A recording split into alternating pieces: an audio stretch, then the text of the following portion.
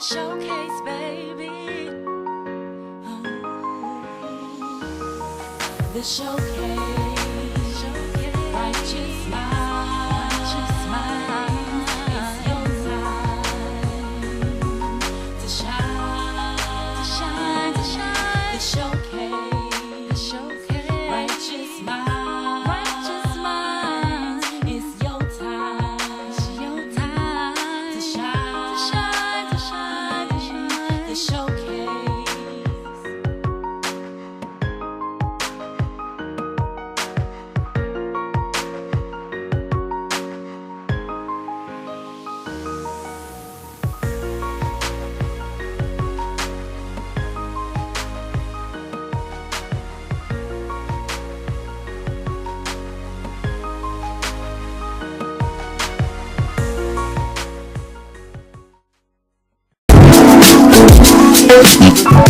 Greetings, Rashid back here with the showcase.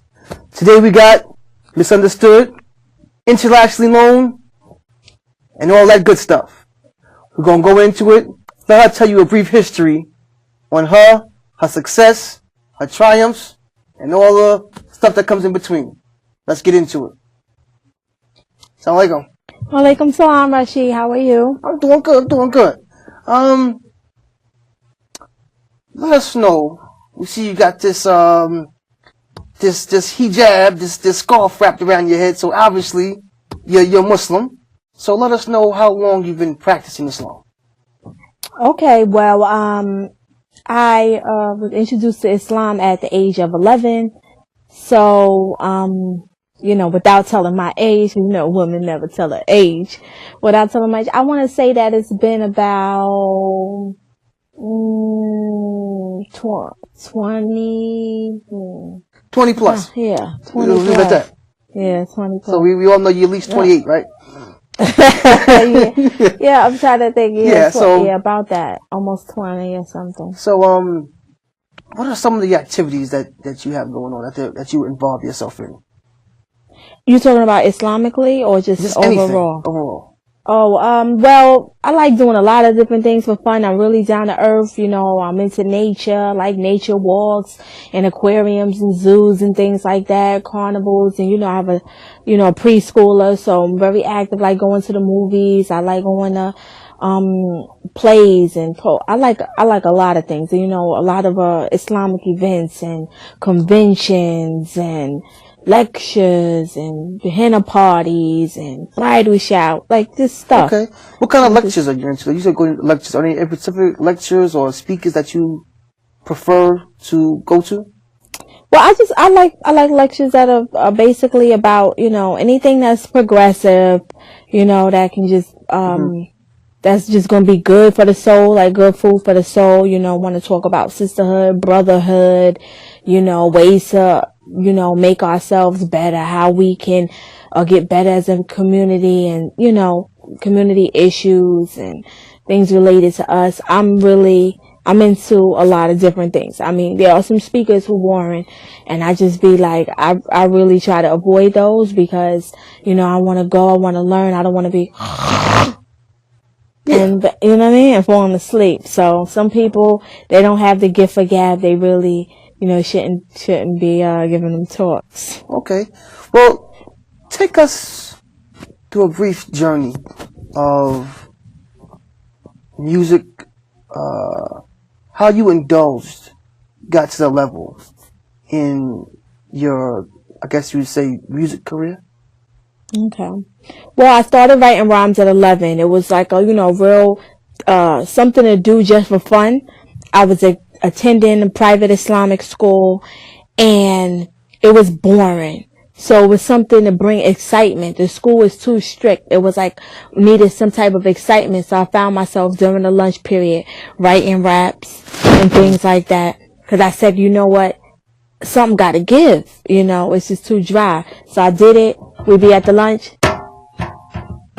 Okay. And then I kick it, and then, of course you would never let the people, in charge of the school. None of the school staff could know that I'm doing that because we're not supposed to, but it became something people was looking forward to. Then I would sneak in the bathroom, try to kick a few rhymes.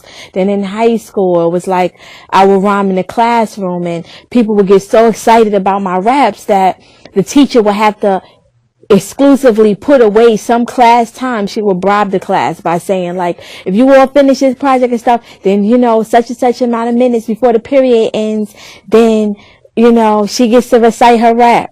So, I mean, just doing for years and years underground, battling people. I went to college. I was the first female battle rap champion when I was at Manhattan Community College. Like, I just was doing so much throughout the years. I had a partner, we were a duo. We was going to be the next hottest duo after Salt and Pepper. They didn't have it. They don't normally come out with that many rap duo women. So my journey been long. Once I made a decision, once I seen the success that Lauryn Hill had with the Miseducation of Lauryn Hill, the album, I seen her accolades. I said, you know what? I don't need to, cause I was writing like, bull crap, money, drugs, sex, this and that, things I don't even know nothing about, wasn't even really my life and things like that. Cursing. I said, I want to do what Lauryn Hill does. Look, she's getting accolades. She's winning. I want to do what Common Sense does. I want to do what Tyler Kweli does. And at that time, my manager said to me, they don't make no money. I said, well, they going gold. At that time, platinum was a big thing, but I said, they're going gold. They're selling 500,000 records. We want to sell 500,000 records. We ain't in it for that. That's not gonna, so we had to split and no one believed in my vision. I went on my own, started doing the same way they have gospel rap. I started doing Islamic rap, for our people because we didn't have it. And I said, you know what? This is where my heart is. And then I've been doing that ever since.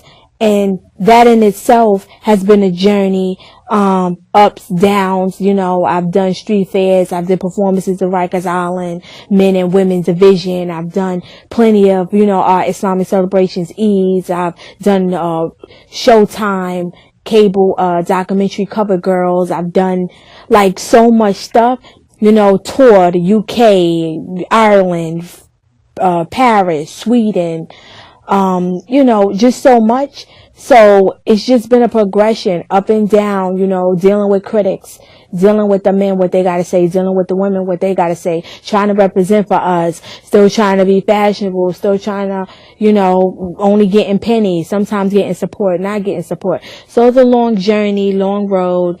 We like 5 CDs and I done did about 5 or so CDs.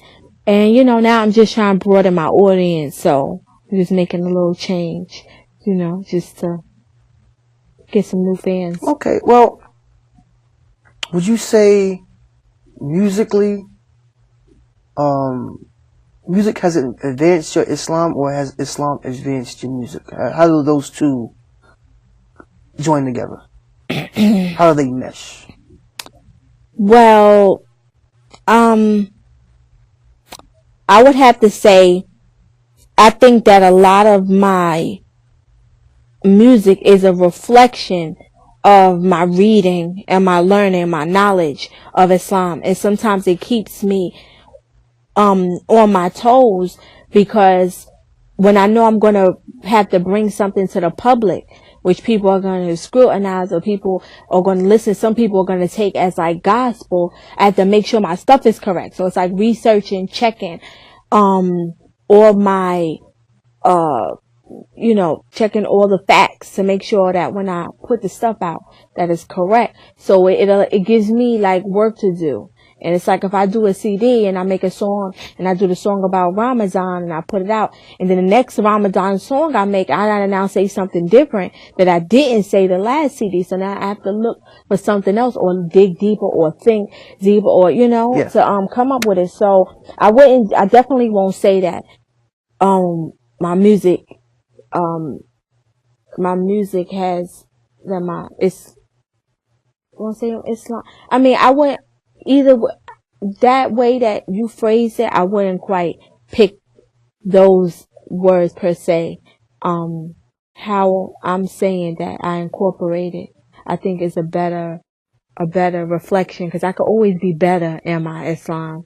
and maybe me being better would mean that I wasn't doing music per se. Okay. Any projects? I know you said you got 5 albums out.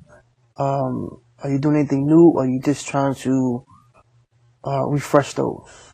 Oh well, right now I'm working on my album. It's untitled. Original song, original beats. It's I don't have a title. I have some ideas for some things I may want to name it, but I've just been working in the studio and just trying to create good music, trying to build my buzz, trying to think about what things are relevant to me to write about. What are some things people might want to hear about? What's the direction that I want to go? So I'm really excited about my new project. I want to do some, new videos and Okay. and I also, at some point want to release my book because, it's halfway done, and at some point I would like to put it out. So the new stuff is coming. I'm just real hush hush about it, but I've still been trying to record a little promotional mixtape stuff just so people, while they're waiting, they can have something to listen to. So Okay. whenever I hear the record, it's a big record, I'm gonna jump on that. All right. Now, you just did a song. You just did a video for Black History Month. Do you want to touch on that just a brief minute, and what inspired you to really put that together? Well, I didn't just do the video. You did the video, Rashid. We're gonna give you the credit. Okay, Rashid Hafiz, compiled and organized that for me. Made it great. It was actually very good.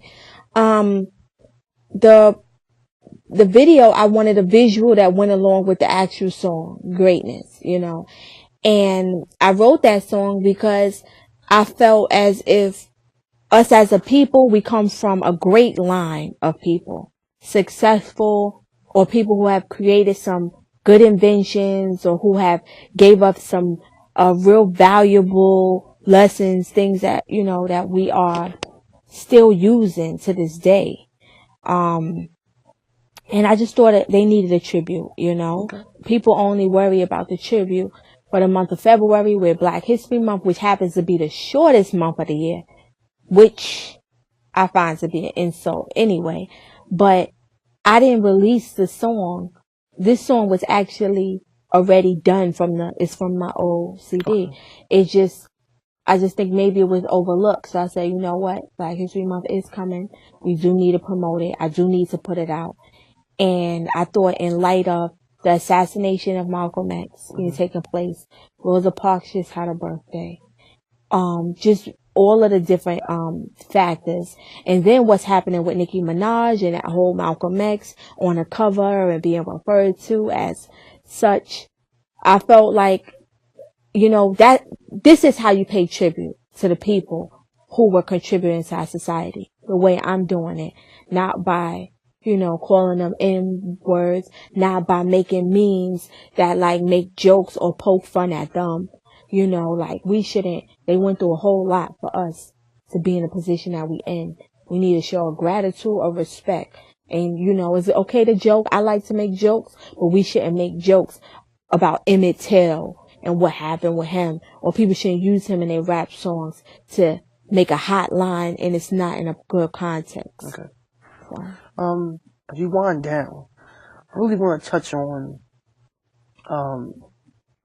how would the struggle of being Muslim and a female in doing this music thing. Have you had any uncomfortable situations that you want to maybe tell someone about, and maybe help someone else in their struggles to advise them with, and that you maybe went through? Well, I've been doing this for a long time. I've had a long list of just, negative energy, that just have been that have happened throughout time. I mean, don't get me wrong. I've had my supporters, you know, you have been one of them. A lot of people have been, riding with me and supporting me, you know, and I'm really thankful for that. But in terms of the negative, you know, I will be performing on a show and someone send their kid to the stage to tell me to shut up in the middle of my set. You know, I've had people, you know, write things on my videos on YouTube or hip hopping my way to the hellfire. Things like that take very personal. Like, I've had some people say things to me. People talk, you know, men would talk about my looks, you know, and stuff like that. I don't look like, a celebrity. I look sloppy in my appearance, or you're supposed to be X, Y, and Z. Why you don't look like, as if it isn't hard already to be a hijabi. Like, at no time do you want a man to insult your appearance if you're a covered woman, because you know, we already go through enough and nobody wants to have a complex about how they look or like a self-esteem. So I've dealt with a lot. All I'm going to say is, you know, you got to take the good with the bad. It's going to come, and you just got to keep moving forward. You got to keep striving. You got to make sure you shut the haters up. So you have to make sure that you're always, you know, that you're on top of your stuff. Make sure your stuff is good. Well, let's get ready to shut them up and shut them down. We're going to have you perform a little bit. Let's knock them out the box. All right? We'll be back in a few. Yeah, it's misunderstood. And I got my little helper, my daughter here. Let's go, y'all. Come on. You gotta rise and grind and don't let nobody stop your shine. You gotta rise and grind and don't let nobody stop your shine. You gotta rise and grind and don't let nobody stop your shine. You gotta rise and grind and don't let nobody stop your shine. People don't know something, they'll speculate. If they think they know something, they'll fabricate. And if they know something, they'll just hate. But you gotta make it happen for you anyway. Make a move that makes a difference. Stop worrying about people, leave it to the senses. Show your strength like a gymnast, and if you have to, mix it up like a chemist. Just make sure your goals are no limit. Shortcut or not, just handle the business. Show your skills like tennis and get back up the fight when they think you finished. What? You gotta rise and grind and don't let nobody stop your shine. What? You gotta rise and grind and don't let nobody stop your shine. You gotta rise and grind and don't let nobody stop your shine. You gotta rise and grind and don't let nobody stop your shine. Shine so people see their way through the dark. Don't be afraid to put the horse for the cart. People gonna judge you, but they don't know your heart. Another day, another dollar, another start to make your bite louder than your bark. You gotta be authentic, be humble, be smart. Take no days off, you gotta get that bread. Who cares about sweet sleep when you're dead? Don't keep calm, you gotta get excited. Make your presence known so you don't feel slighted. And don't let fear interfere with the woman or the man in the mirror. Let's go. You gotta rise and grind and don't let nobody stop your shine. Yes, you gotta rise and grind and don't let nobody stop your shine. You gotta rise and grind and don't let nobody stop your shine. You gotta rise and grind and don't let nobody stop your shine. One time for the kids. You gotta rise and grind, don't let nobody stop your shine.